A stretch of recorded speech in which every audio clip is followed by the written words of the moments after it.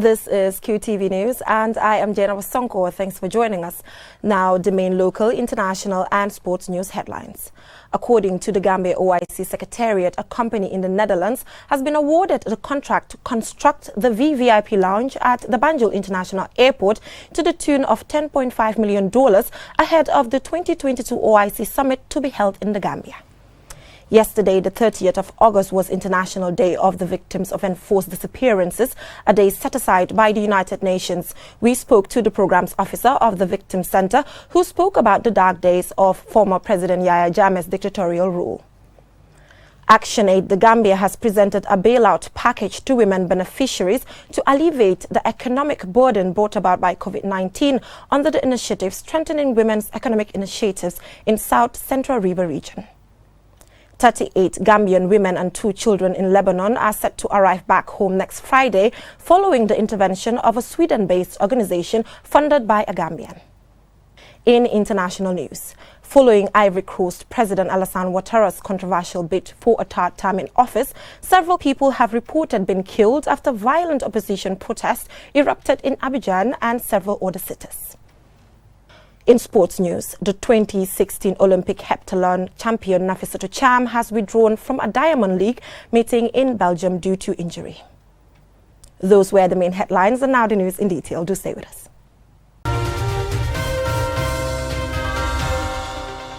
Thank you for joining us in local news.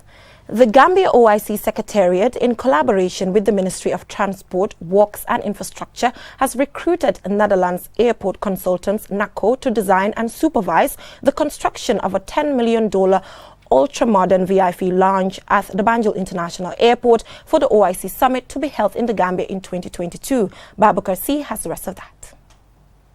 The project will see the demolition of the current VIP lounge at the Banjul International Airport and replaced by a state-of-the-art VVIP lounge in preparation for the 2022 summit.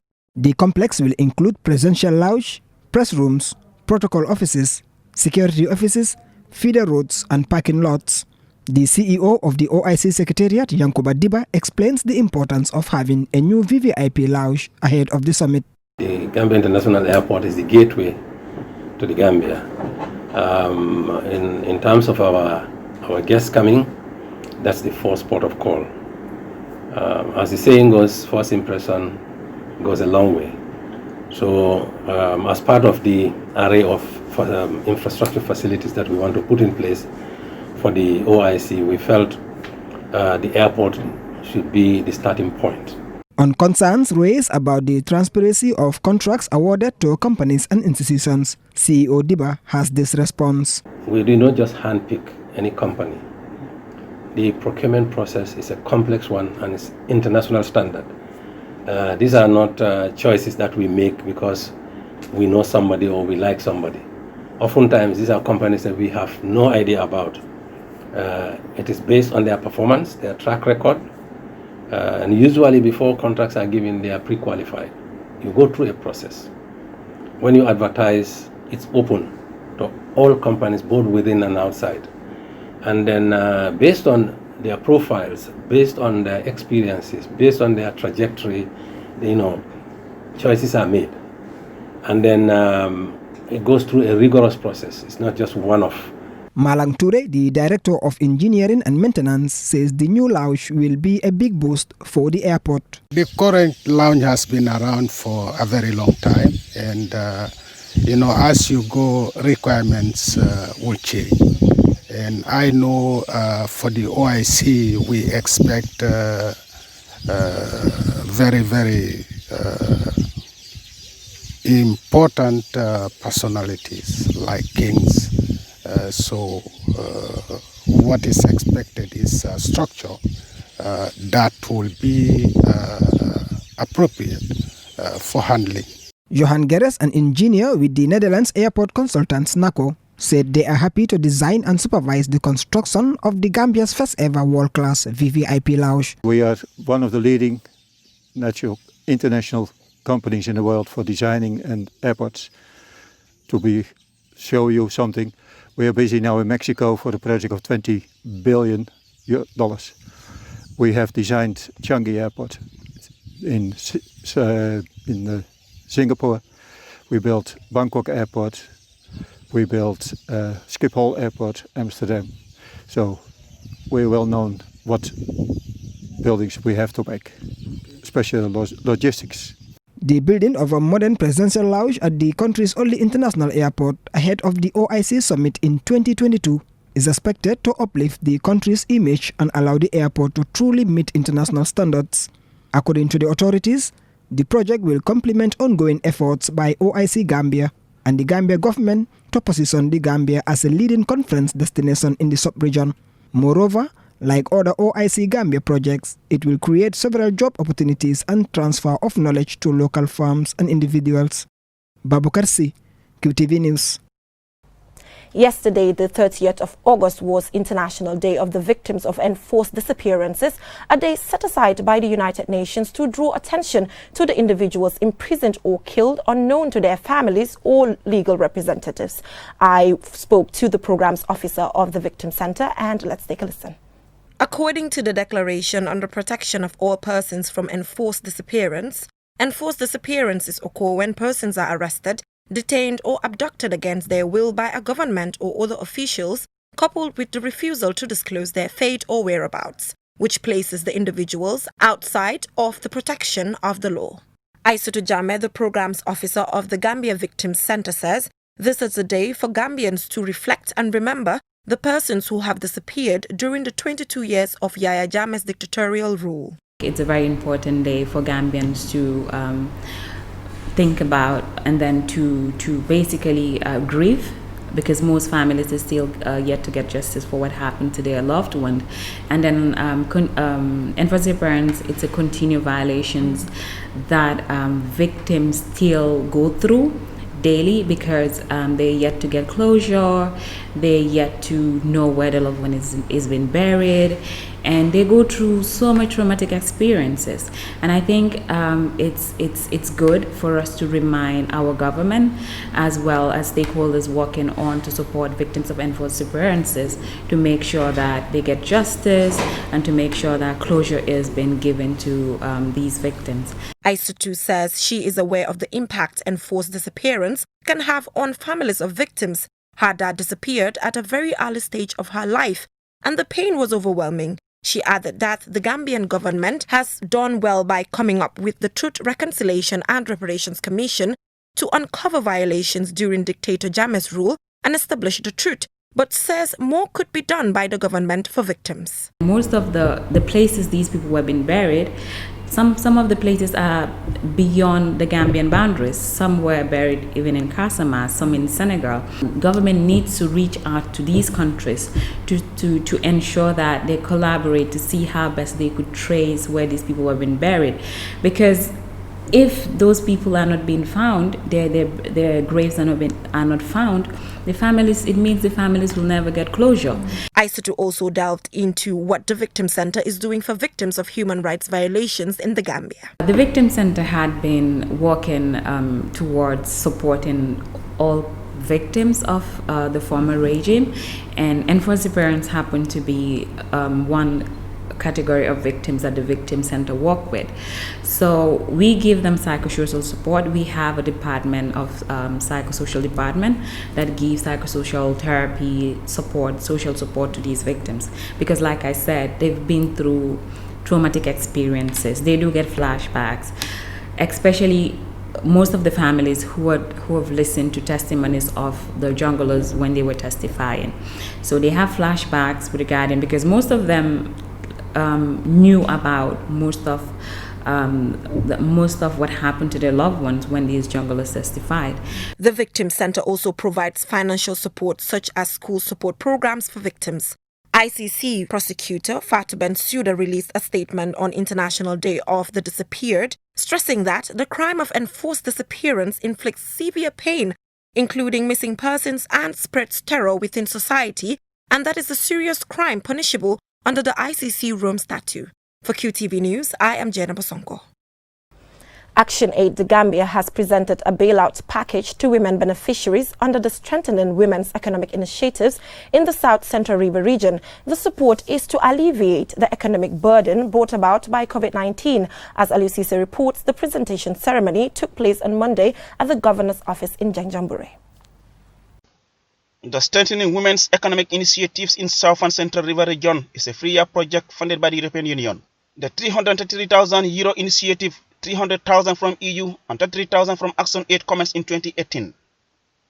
These 26 beneficiaries who each received $10,000 in cash and check are among the 526 who will benefit from the project's COVID-19 response.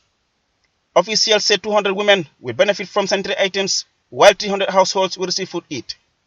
The project seeks to enhance women's economic empowerment and participation in the region and to increase women's access to and control over productive resources, thereby empowering them to participate in sustainable economic growth. The project's targeted groups are women vegetable producers, women poultry and small ruminant farmers, women batik and tie and dye producers.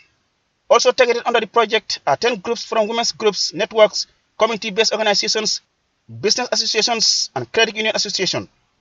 Sergio Camara, project coordinator, explained that so far the project has, among other achievements, equipped women's gardens with fencing, sanitation and water facility, supported the Sierra South Poultry Farmers Association with structure, installation of solar energy and solar freezers for storage to enhance marketing of chickens. This is a subsequent project to a project called Promoting Women's Socio-Economic Rights. And during that project, at the end of that project, we realized that there are still gaps. That is why we came up with the Strengthening Women's Economic Initiative to ensure that the good work we have started with the previous project is at least completed. I think the project made a lot of achievements, but key among them is to ensure that the Janjanbureh Area Council have a 5-year strategy plan. And in this strategy plan includes services for women. Fatigata Sow, Head of Programs and Acting Executive Director at Action Aid the Gambia, says women who form more than half of the population deserve support and attention.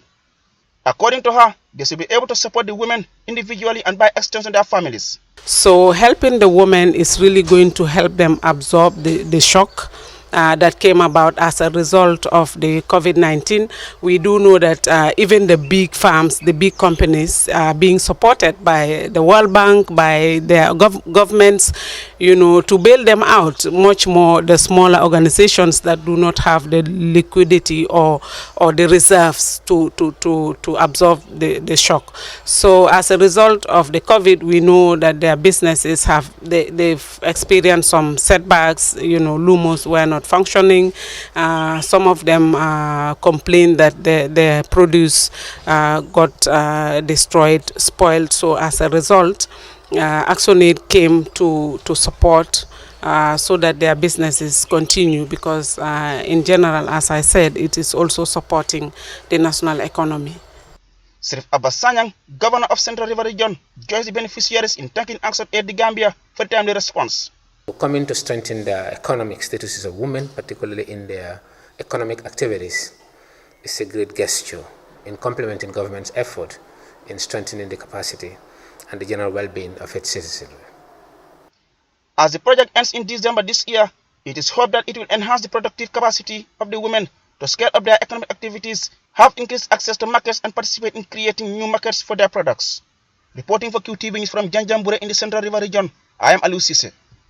38 Gambian women and 2 children in Lebanon are set to arrive in the Gambia next Friday following the intervention of a Sweden-based organization, Action for Humanity. The organization was founded by a Gambian woman who is currently leading the multi-million-dollar Repatriation project. Momodu Lamin Choi has the rest of that. Finally, 38 Gambian women and 2 children are set to return home on Friday, the 4th of September, from Lebanon after claiming to have appealed to government long enough without seeing any swift response. This inaction had led to frustration among the women, some of whom resorted to protesting at the Gambian consulate in Beirut. We have been here in Lebanon 9 months asking for help, but the government didn't step forward to help us. So when we reached to that woman, Lovett Jallo, she's the one that helped us. None of us here has the money to buy their ticket. Our ticket was bought by Lovett Jallo. Now, it is almost 2 weeks since a Sweden-based Gambian woman, Lovett Jallo, intervened with her organization, Action for Humanity, and has since reportedly spent more than $2 million for their travel expenses and other local fees. Money that I have the public have donated to my work, and I have never used that money. I've only left it in the bank account to go back into society. So that is part of the financial resources that we're using. And we use that money to help, amongst others, these Lebanese women to pay their rent, to buy food, to buy luggage, to go to the hospital, to do their corona testing, to take taxis, to be able to get to the airport, everything.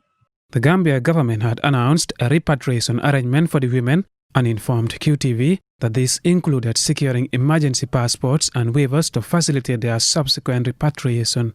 Asked about whether there is any cooperation with her and the government in her project, the founder for Action for Humanity said she would leave that for government to update the public on.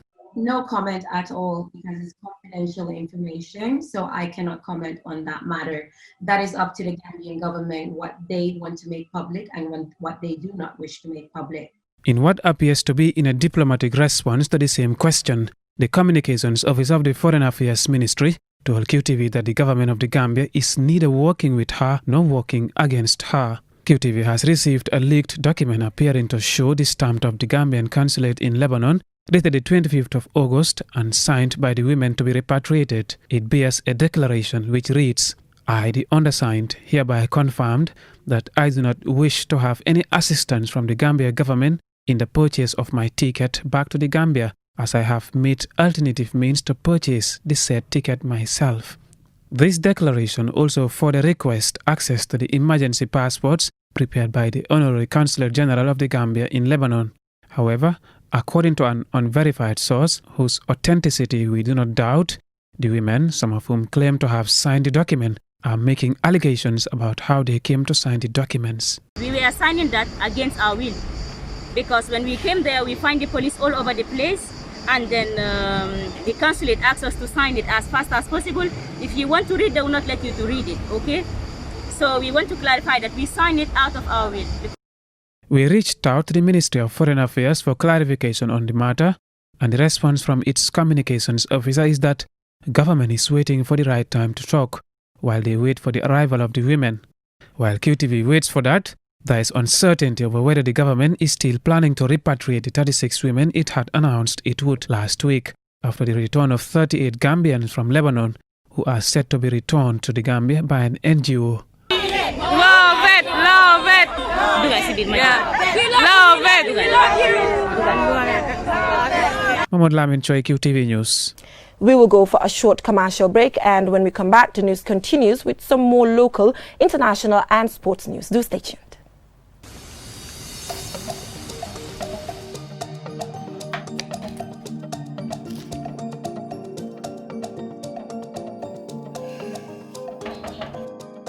Wajang hayangi nice dek. Xana da nga génn? Génn? Déedéet. Jonge si saal, jonge si waañ, maa ngi tooga. Sa xarimata yi ak sanse bi nga xamante mën ma jaaxle. Suma ndijaay ak xaritam yaa war a ñëw añ si tey. Te maa ngi nii suma mata yi kër yi ñëpp a tooy xaw ma nu maa def. Man du may toogee mata léegi. Oryx gas lay toogee. Wóor na, gaaw na, yomb na, te it doo si tilim. Ñaar laa si jënd nag.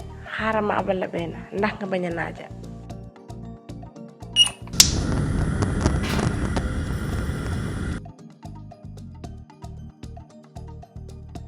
Oryx gas moog ñun ba faw. Oryx gas mun nga ko am si bépp Atlas station si biir réew mi.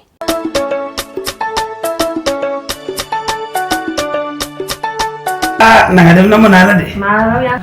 Waa Fatima. Waaw. Kii laa fi ñëwoon ngénte. Moom la. Waa Fatima yow lan mooy sa secret. Ci lan. Damaa gis yow daal ak dëgg yàlla sa xale moom dafay rafet macha allah. Cri du dara du afresco. Afresco. Waa lii mooy afresco. Lekki xale la. Serelak la mboq lañ ko liggéeyee. Sa doom su koy lekk dina healthy dina sawar 100% vitamine la am. Afresco. Ay ma ko soxlaa fan laa ko mën a amee.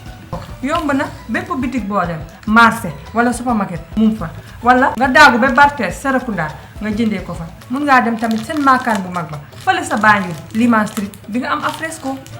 Mun nga leen call si 777 2398 wala 223 5801 wala 739 3301. Afresco mooy lekki xale bi gën. Welcome back from that short commercial break. If you're just tuning in, this is QTV News. Now, people with disabilities are among the most vulnerable in society amidst the coronavirus pandemic. With curfews and restrictions imposed in the Gambia, we take a look at the difficulties some of them face and how they are earning a living. Mariama Fall has the rest of that. People with disabilities have more healthcare needs than others and are therefore more vulnerable to the impact of low quality or inaccessible healthcare services. While COVID-19 threatens all sectors of society, people with disabilities are disproportionately impacted. Mohamed Kurubali, the chairman of the Gambia Federation of the Disabled, explains the challenges faced by people with disabilities and what the Federation is doing to address it. They find it now very difficult in order to go out and find a living. Persons with disabilities are not also given opportunities in terms of employment. They are not also given equal treatment in terms of at least accessing social services in terms of earning a living. Mr. Kurubali gave further details on how the Gambia Federation of the Disabled gather resources to join the fight against COVID-19. Persons with disabilities in general, but this time around primarily disabled people organizations that are living in the rural Gambia, such as North Bank, Central River Region, Upper River Region, and Lower River Region. This time around, we have given them consideration. The chairman also reveals the Federation's plans to ensure those with disability live a decent and dignified life during and after the pandemic. We are also thinking of at least appealing to the government, appealing to the non-governmental organizations, appealing to other organizations that share at least common vision and goal with the Federation, to ensure that we can also gather a lot of cash as we can, to ensure that we will embark on cash transfer, because remember, even though if you have food, if you have some of this matter, you also need cash to take care of certain things. Most people with disabilities are not inherently at higher risk of becoming infected with or having severe illness from COVID-19. However, some people with disabilities might be at a higher risk of infections or severe illness because of underlying medical conditions. Reporting for Qtv News, I am Mariama Fall. 2 solar energy boreholes were recently inaugurated at Bantanding Tukulur and Kir Omar Sen village in the North Bank region by Taiba Welfare Foundation. More in this report. The solar-powered water boreholes are to address water supply problems in the 2 villages. Each borehole will provide 12,000 liters of water a day. Residents say their only source of water is from wells which are too deep. The women in these villages say they are the ones feeling the brunt as they are responsible for drawing water, pulling heavy buckets attached to ropes. At the inauguration, Senebu Cham, a resident of Ker Omar Sen, says water is a necessity. We really need water at this moment because it is important. We pray for the donors and may God bless them. Amigay, another resident, says, We are so happy. Access to water was a big problem here. We cannot even have water to wash or even to drink. For Rohi Job, the water will benefit a lot of communities. We are praying to God for more blessing. The whole of Jokad will benefit from this project. We used to have water problems, but now that is over. We thank our donors for the help, says Mahmoud Jamme. Since its establishment, Taiba Welfare Foundation has contributed towards nation building by providing clean drinking water to the needy and most vulnerable both in urban and rural Gambia. The 2 water projects were financed by their partners, Abdul Qadir and Hilda Jamjun of the Kingdom of Saudi Arabia. Babakar Sise, Qtv News. We will take another short break and the news will continue with international and sports news. Do stay tuned. Coronavirus is real. One of many ways to prevent the spread is by wearing a mask. Inco has quality face masks for you. Inco face mask is dust filtration efficient. It effectively blocks visible matter such as respiratory droplets, particles in the air. It also absorbs the heat exhaled from the body whilst keeping the skin dry and comfortable. Visit us today at Mamadi Manyang Highway or Sokota Jabang Highway for quality mask. You can also reach us via mobile on 5325-773, 3417-619 or 7398-863. Inco, make the world in your hands.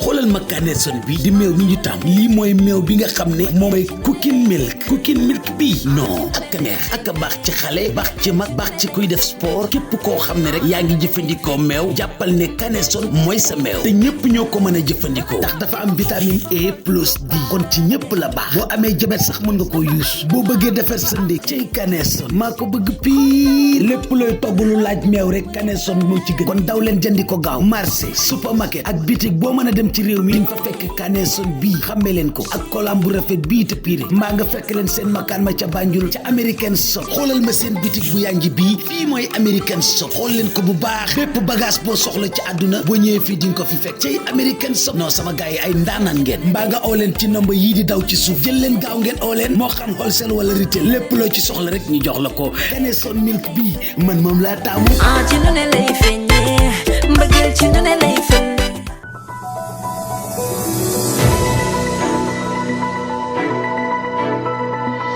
Welcome back from that short commercial break. If you're just tuning in, this is QTV News. Now, in international news, following Ivory Coast President Alassane Ouattara's controversial bid for a third term in office, several people have reportedly been killed after violent opposition protests erupted in the de facto capital, Abidjan, and several other cities. More in this report. In March this year, President Ouattara announced he would not contest the upcoming elections scheduled for next month, having already served 2 terms. However, he changed his mind following the death of his chosen successor, former Prime Minister Amadou Coulibaly. Over the weekend, Mr. Ouattara accepted his party's nomination to run in the October 31st election, sparking outrage as opposition supporters thronged the streets in protest against his unconstitutional move, describing it as a coup against the will of the Ivorian people. According to the opposition and social media reports, several people have been killed in the violent protest, with shops and vehicles set ablaze by angry protesters. There have been unverified reports of armed men allegedly from the ruling party purportedly collaborating with police to crack down on protesters, and human rights groups expressed concern over the use of unofficial law enforcement. Here at QTV, we have received mobile phone footage from Ivory Coast, much of it containing violence too graphic to show. In other unverified mobile phone footage, cars can be seen delivering machetes to young men standing on street corners. Opposition members claim those receiving the machetes are supporters of Ouattara, being encouraged to intimidate the opposition. Observers express fear that President Ouattara's unconstitutional bid for a third term could plunge the country into a return to civil unrest, as was the case in 2010 when former President Laurent Gbagbo refused to hand over power after losing to Ouattara. However, while accepting his party's nomination, Ouattara says former Prime Minister Coulibaly's death has left a leadership vacuum and hence the need for a third term. He also says the new constitution enacted in 2016 allows him to seek re-election for a third term. Similar sentiments are being expressed by Alpha Conde in Guinea-Conakry. However, the opposition says Ouattara cannot hang his claims on the controversial 2016 constitution, as the referendum which made it law was undermined by a low voter turnout of only 42% of those eligible to vote. Despite the male-dominated political landscape in Ivory Coast, a handful of women intend to stand for president in the October election. Among them are Marie-Karine Blady, a relative newcomer and former beauty queen making waves, while the other, Danielle Boni-Claveri, is a seasoned politician. Meanwhile, supporters of ex-President Laurent Gbagbo have filed a petition contesting the ban on him taking part. Antoine Esonyasi for Qtv News.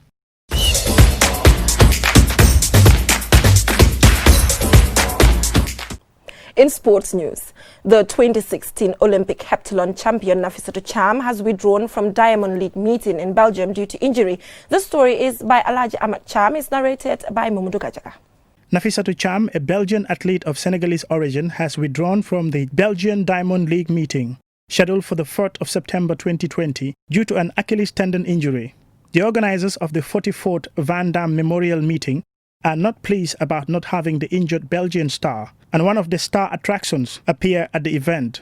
The athlete says she does not want to take any risk and will only return to competition in 2021. On her Instagram account, she posted, "I was really impatient to get back to competition. but my body said, no, no, no. My Achilles tendon have been causing me trouble for the past few weeks, and I am dying to get back on track. But it would be stupid to push my body and put my next season on the line. I will therefore watch the memorial on television. It's weird and boring not to compete all summer, but even though I can't be seen in the stadiums, I will work hard and know it will pay off. I can't wait to be back in 2021. Cham 26 is a heptathlon specialist, a discipline which combines 7 track and field events in 2 days, and the athlete with the highest points wins. Cham won the Olympic heptathlon gold medal in 2016 with 6,810 points, defeating the likes of Katrina Johnson-Thompson, Jessica Innes of Great Britain. She also won the World Championship in 2017 and was crowned European champion in 2018. The Van Damme Memorial will be the 4th Diamond League circuit of the restarted athletic season after Monaco, Stockholm and Lausanne. Mamutu Gajaga, QTV News. Before we end this news bulletin, let's take a quick look at our main stories. According to the Gambia OIC Secretariat, a company in the Netherlands is awarded the contract to construct the VVIP lounge at the Banjul International Airport at a tune of $10.5 million ahead of the OIC summit to be held in the Gambia in 2022. Yesterday, the 30th of August, was International Day of the Victims of Enforced Disappearances, set aside by the United Nations. We spoke to the Programs Officer of the Victim Center, who spoke about the dark days of Yahya Jammeh's dictatorial rule. Action Aid the Gambia has presented a bailout package to women beneficiaries meant to alleviate the economic burden brought about by COVID-19 on the strengthening women's economic initiatives in South Central River region. 38 Gambian women and 2 children in Lebanon are set to arrive in the Gambia next Friday following the intervention of a Sweden-based organization founded by a Gambian. In international news, following Ivory Coast President Alassane Ouattara's controversial bid for a 3rd term in office, several people have reportedly been killed or after violent opposition protests erupted in several other cities. In sports news, the 2016 Olympic heptathlon champion Nafissatou Cham has withdrawn from Diamond League meeting in Belgium due to injury. Well, that is all we have for you in this edition of QTV News. Join us at 10 for another bulletin. Do stay safe.